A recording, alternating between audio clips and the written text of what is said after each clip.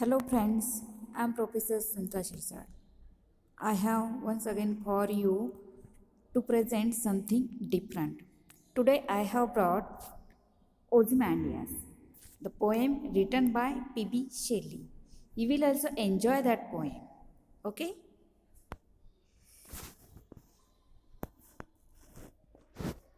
Ozymandias is poem written by P.B. Shelley, that means Percy Bysshe Shelley.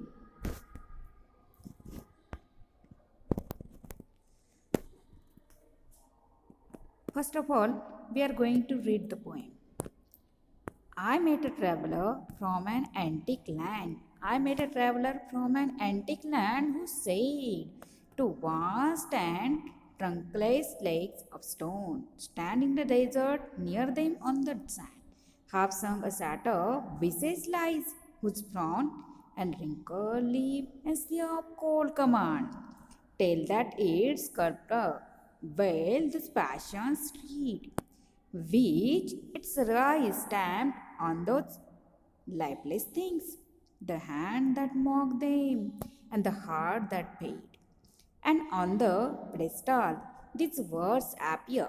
My name is Ozymandias, King of Kings. My name is Ozymandias, King of Kings. Look on my works, a mighty and despair. Nothing beside remains round the decay of that colossal ray, boundless and bare, the lone and level sands far away.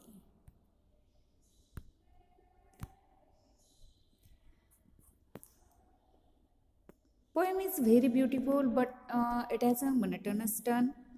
Okay, the poem Ozymandias is a form of sonnet. It comprises of 14 lines. You know what is sonnet? Sonnet, that means line of 14. That means poem of 14 lines. There are two types of sonnets: Spenserian sonnet and Shakespearean sonnet.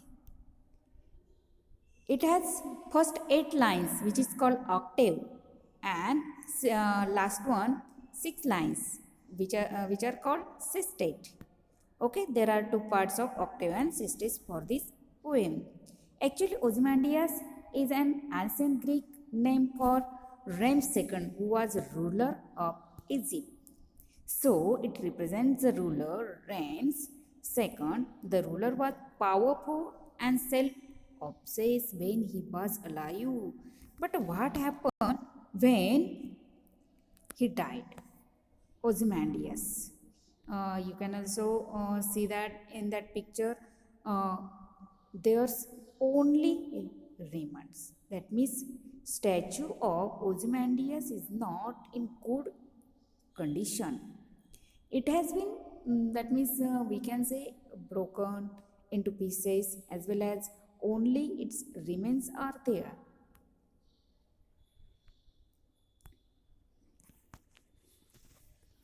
Now let us see the poem line by line. In the very first stanza, narrator narrates himself as a traveler. That means he also traveled in the desert. That time he met another traveler from an antique land. Antique land, antique, that means very strange land. And the poem begins with this meeting. This means poet has visited that place where the statue of Ozymandias sat. Then in the picture we can see there are only two legs remain of that statue. Also upper part of that statue has been collapsed there, and all this has been mentioned in these lines. Two vast and trunkless legs of stone standing in the desert. We can see in the picture there are only two legs. Near them on the sand, half sunk, shattered pieces. That means upper part of the statue has been broken into pieces and that has fallen there outside.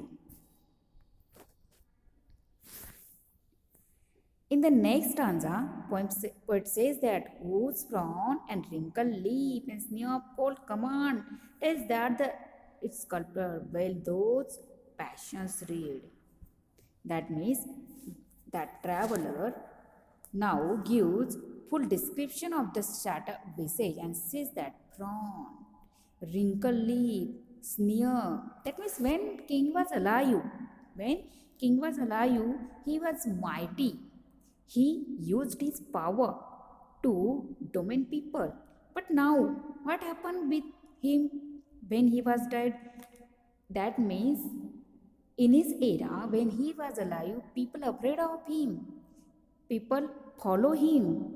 People obey him. But after his death, people cannot see even to his statue, even to his remains of that statue. That means he is totally neglected.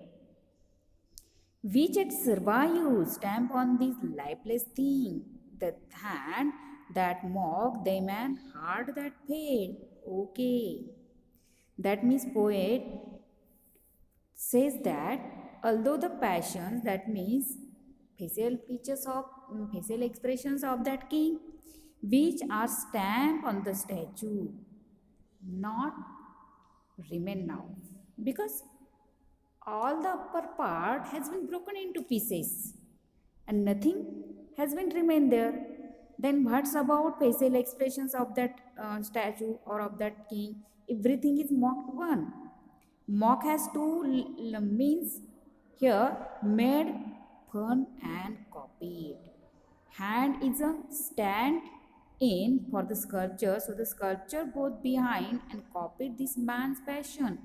When sculptor made this statue that time, he accurately prepared every expression of the king's face, every accuracy of the king's in that statue. But what happened now? It has been totally neglected. Nobody nobody looks at that statue, and by its condition we can say that statue is neglected for a long till. That means now people do not give so much importance to the statue as well as to that mighty king, that is Ozymandias. Then in the next stanza, pedestal is mentioned. And on the pedestal, these words appear: My name is Ozymandias, King of Kings. Look on my words, a mighty and despair. That means here on the statue, that means on the pedestal, there are words carved. There's name of Ozymandias, who was King of Kings. That means his might is described there. The traveler also sees that there's mention of king's name. That means he called himself Ozymandias. He also called himself King of Kings, and from these words we also know that he had power. He had too much domain on the people. Nothing beside remains round the decay of that closed lake, boundless and bare, the lone and level sand stretched far away. This stanza is very important. You can see also. After telling everything about the statue, the poet is telling here reality of the life. He says that nothing beside remains. That means one should not be proud. One should not be so proud. One should be humble when he or she is alive. Because your pride is only then when you are alive, when you have life, when you have power, and after your death, after you become powerless, what happens? That means nothing remains there. The same thing has been happened to this statue, that means statue of Ozymandias. That means by this line, poet wants to tell that nobody should be so proud for his power, for his intellect, for his domain because everything is going to die. Nothing is in nothing is here as a permanent one. Nothing endures here. So one should be humble, one should be kind to all those nearby him.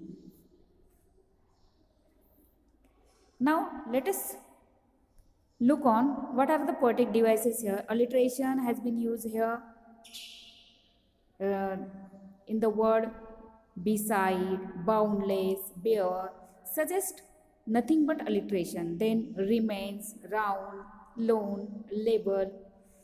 That means sound of the same letter is repeated at the initial label. Okay. Then irony has been used here. Okay, what is irony? In the title itself, there's irony. That means title is ironic. In the word Ozymandias, Ozy comes from Greek Ozy, that is to breathe, and Mandias comes from Greek mandate, that is rule. That means ruler of air. Where is the irony begins? But no.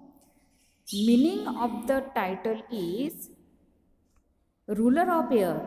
But what has been shown in the poem? Everything has been gone with that air, that means air of power, air of era. Hence, from title to the end, irony is used. That means this is ironical poem. What can we conclude here?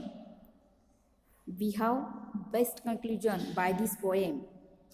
Actually, this poem suggests that artists have the ability to perceive the true nature of other people in the present and not just in the past with the benefit of minds. The poem also shows contrast between life and death because when there's life, one is very proud, one is very dominant, one is very mighty, but what's about death? When one has his death, her death, that time all these things has been gone away. The fragments of the statue are called lifeless things because they have no spirit, they have no life, they can't oppose those people who neglects it. The sculpture is dead and so is the statue's subject. The passions, those still survive.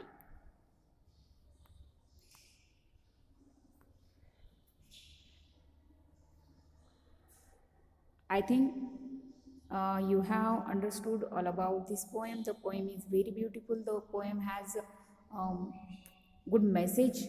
That means one should not be so proud about his abilities. Okay. If you like my video, please like it, subscribe it. I will come back for you. So bye.